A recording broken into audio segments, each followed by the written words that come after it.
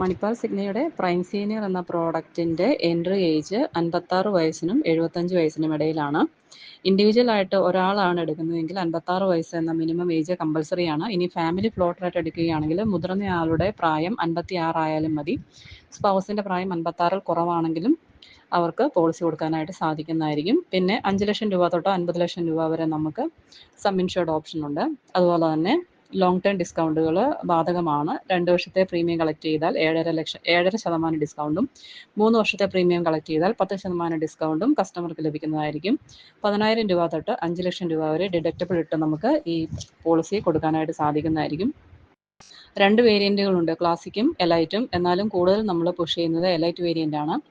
ഈ വേരിയൻറ്റിൽ നമുക്ക് കസ്റ്റമർക്ക് ലഭിക്കുന്നത് സിംഗിൾ പ്രൈവറ്റ് AC റൂം ആയിരിക്കും ഇൻ കേസ് ഒരു ആശുപത്രിവാസം ആവശ്യമായിട്ട് വരികയാണെങ്കിൽ. അതേപോലെ തന്നെ day care procedure up to sum insured covered ആയിരിക്കും. 60 ദിവസത്തെ പ്രീ ഹോസ്പിറ്റലൈസേഷൻ എക്സ്പെൻസും 90 ദിവസത്തെ പ്രീ ഹോസ്പിറ്റലൈസേഷൻ എക്സ്പെൻസും അതുപോലെ തന്നെ ഡോണർ എക്സ്പെൻസസുകളും കവറേജ് ആയിട്ട് ലഭിക്കുന്നതായിരിക്കും.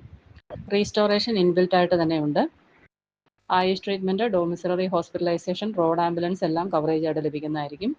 അതേപോലെ തന്നെ വേറൊരു ഫീച്ചറാണ് ഷെയർഡ് അക്കോമഡേഷൻ ചൂസ് ചെയ്യുകയാണെങ്കിൽ ഡെയിലി 800 രൂപ വീതം തിരിച്ച് കിട്ടുന്ന ഒരു ഫീച്ചറാണ് ഡെയിലി ക്യാഷ് എന്ന് പറയുന്നത്. അത് മാക്സിമം 5,600 രൂപയായിരിക്കും ലഭിക്കുക.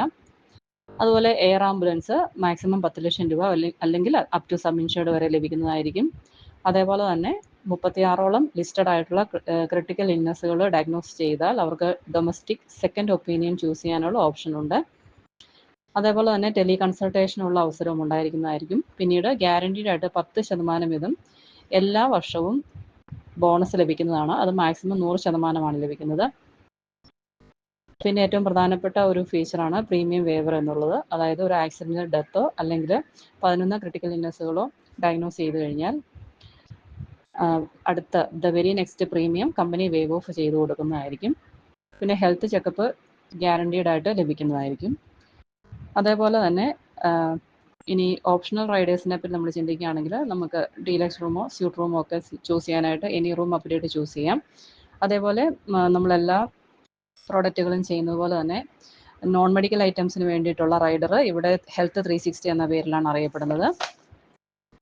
പിന്നെ കോ പേയ്മെൻറ്റ് 0 ആക്കി കൊടുക്കാനുള്ള ഓപ്ഷനുണ്ട്.